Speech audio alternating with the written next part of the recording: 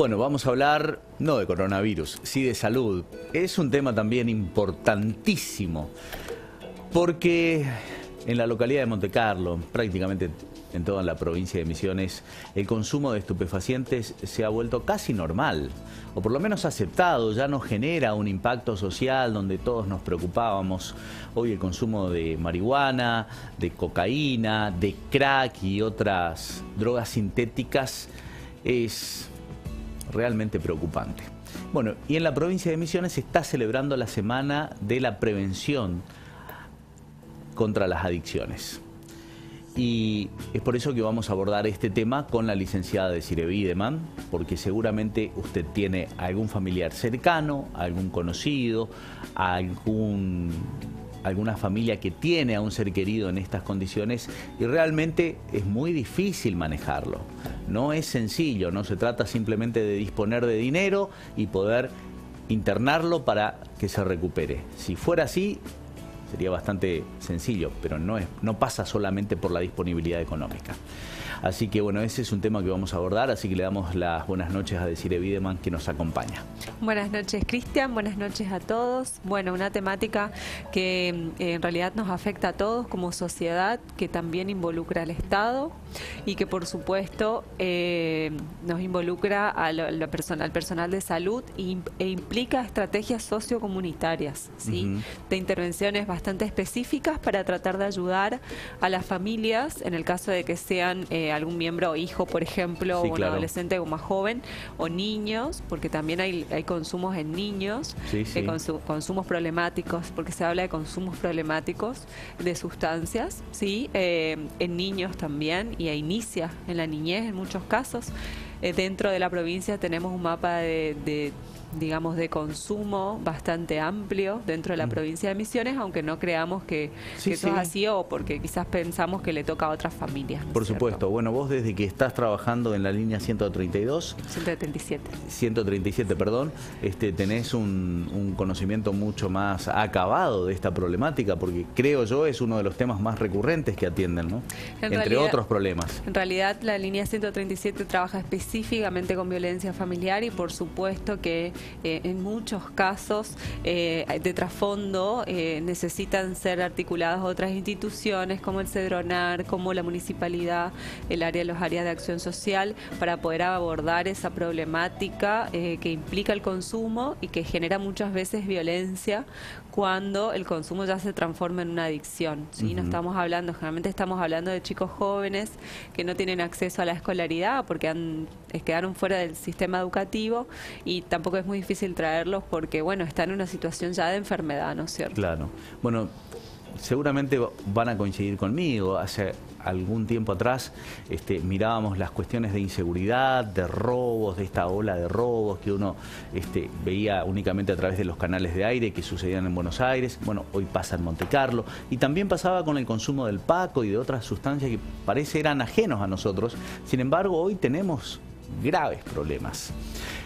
La policía de Montecarlo ha intervenido en algunos casos. El más reciente tiene que ver con el desbaratamiento de un kiosco narco en el barrio San Lorenzo, donde encontraron una gran cantidad de estupefacientes ya armados como para poder vender. Y esto puso en evidencia lo que está pasando. Hay un comercio de drogas ilegales. Bueno, dialogamos con el comisario para saber cómo trabajan. Es bastante complejo desde lo jurídico, desde la policía misma tienen que reunir un montón de elementos para darle curso a un proceso de investigación que suele ser bastante extenso. Bueno, de igual modo compartimos esta entrevista para saber qué hace la policía en estos casos. Bueno, el trabajo que se realiza desde la policía es amplio, dentro de nuestras tareas habituales de prevención, es más, la Unidad Regional 3 cuenta con una división específica que se llama Drogas Peligrosas, la cual se dedican exclusivamente a realizar tareas realizadas con estas cuestiones.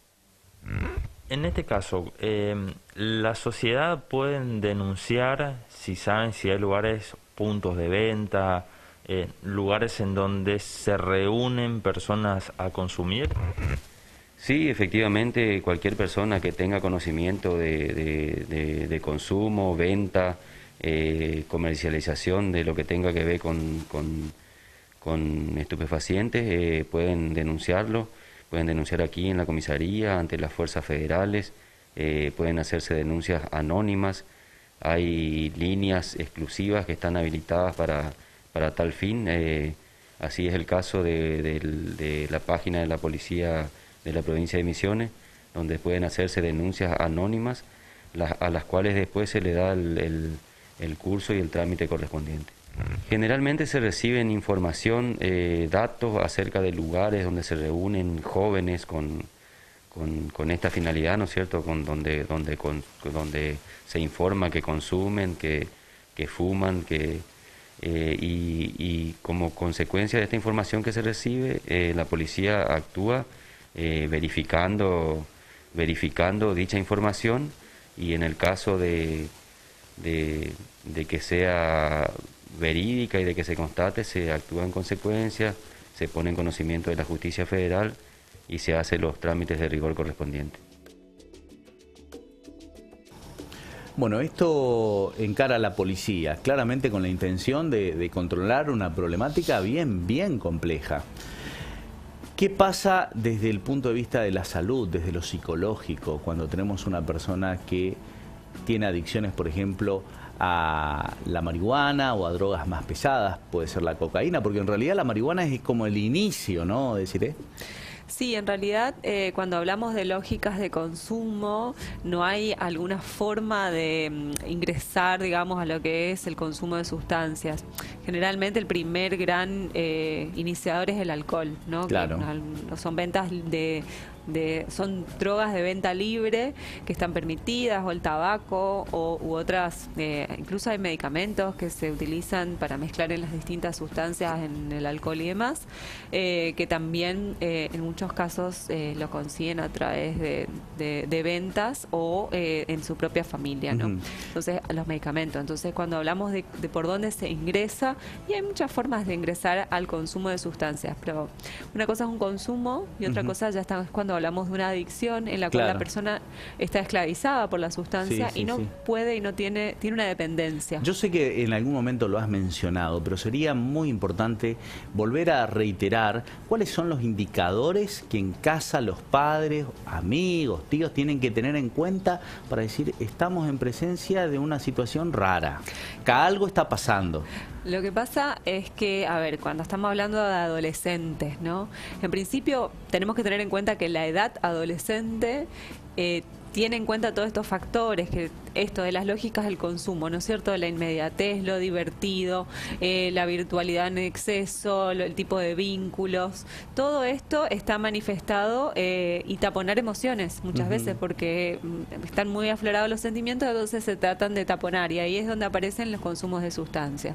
Entonces tomar en cuenta siempre estar cerca, ¿sí?, de los adolescentes principalmente, tratar de no perderlos de vista, porque una cosa es la independencia adolescente y otra cosa es no tener idea de qué está pasando. ¿Qué pasa si la mamá, el papá, el hermano mayor encontró alguna sustancia y que sabe que le pertenece al adolescente de la casa?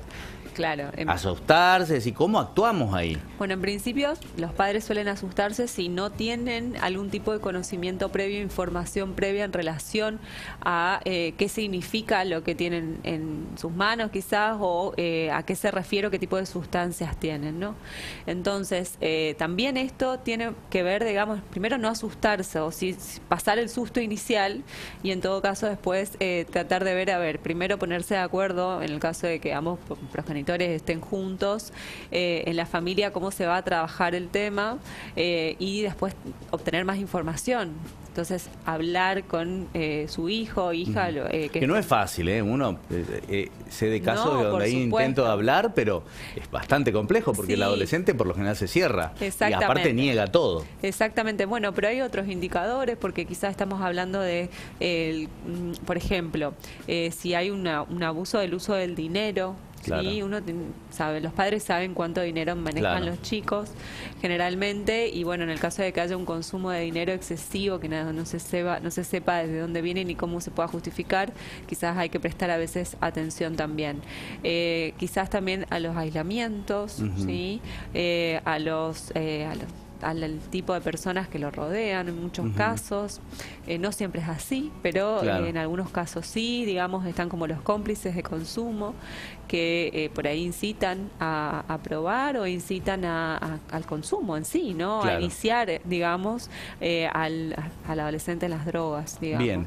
Las drogas no legales. ¿Cuándo tenemos que preocuparnos de la situación y decir, bueno, acá necesitamos ayuda profesional porque claramente esta persona, nuestro hijo, nuestro sobrino, quien sea, ya no controla este consumo y evidentemente está en una situación de adicción? Bueno, cuando hablamos de los adolescentes puntualmente, el control del consumo siempre es muy difícil, ¿sí? Porque como digo, es la etapa adolescente en la cual se intenta probar distintos tipos de situaciones, distintos tipos de experiencias, y como te digo, la inmediatez es lo que llama la atención y esto genera placer, ¿no es cierto? Entonces, y además está disponible en el mercado, porque no es que tienen que viajar para conseguirlo, o sea, es como lo tenemos acá los casos digamos, de desbaratamiento de distintos tipos de kioscos, narco-kioscos, los mencionaron. Bueno, entonces está disponible en Monte Carlo, y bueno, tienen acceso. Entonces eso es primero, la accesibilidad es el primer gran problema, ¿sí? Entonces, ¿qué hacemos para tener en cuenta esto? Bueno, cuando hablamos de consumo, primero es, si encontramos algún tipo de sustancia que sabemos que no debería estar en la casa y que no conocíamos anteriormente, primero nos informamos qué es, se trata de conversar con el adolescente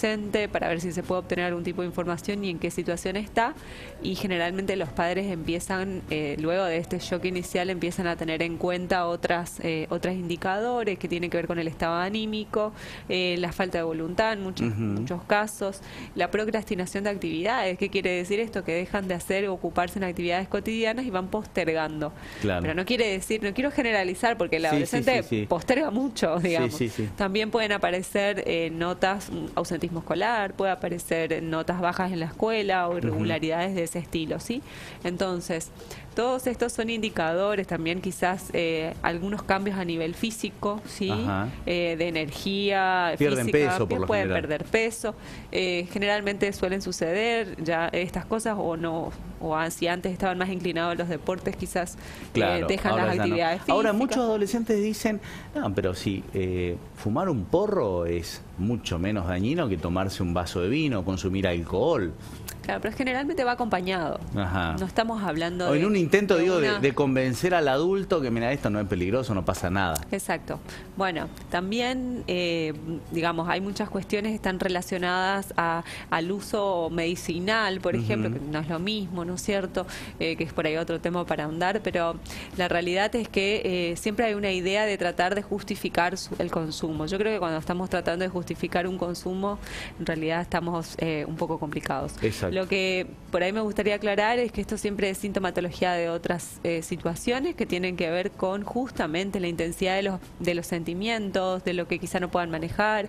Hay familias que pueden ser, en las familias tienen que tratar de ser lo más nutritivas emocionalmente posibles, pero también normativas. ¿Qué significa esto? No puedo solo, digamos, actuar desde el amor y desde el cariño, porque caemos en la sobreprotección. También tengo que enseñar límites y normas. Te quiero preguntar esto porque sé que hay cuestiones vinculadas a familias que tienen que internar porque ya no saben qué hacer. Es decir, agotan todas sus posibilidades de poder contener a la persona que es adicta, quieren internarlos. ¿En qué momento? ¿Cómo se hace? ¿Es difícil? ¿Es gratuito? ¿Es costoso? Bueno, es un tema muy importante el que acabas de mencionar, porque no es fácil. No es para nada fácil. Primero, tomar la decisión de internar un hijo, un adolescente en este caso. Porque uno quiere que se cure, que se recupere. Sí, o un joven, digamos, porque puede ser también que sea mayor de edad. Siempre difícil, claro.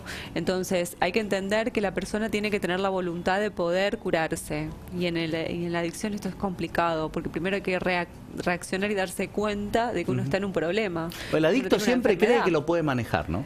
Claro, digamos, dejemos de estigmatizar, por ejemplo, decir, bueno, las drogas están relacionadas a lo delictivo, ¿no? No siempre es así. Muchas veces está relacionada a la vulnerabilidad social, sí es cierto, y el tipo de consumo también empeora.